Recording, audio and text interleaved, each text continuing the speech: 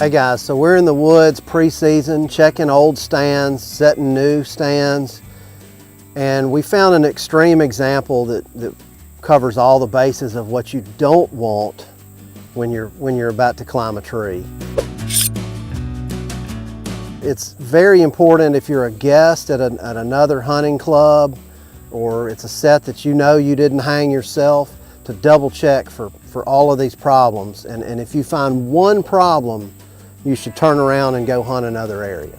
So here's what you need to look for before you climb into any tree stand. First thing is the tree alive, or is it suffering? There's clearly mushrooms growing on this tree.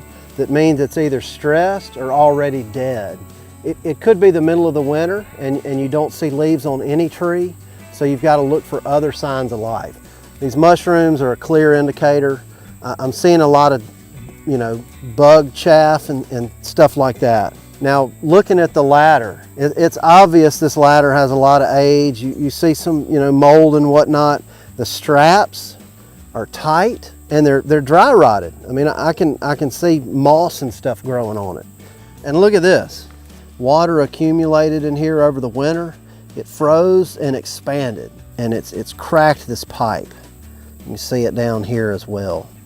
So mushrooms, dead tree, crack from the ice. Obviously there's a lot of age. The straps are dry rotted. This is a clear no-go, and it needs to be marked or taken down so somebody doesn't accidentally climb it. So before you get into any stand, especially one that you don't own and hung yourself that season, double check everything. Check it once, twice, 3 times just to be sure.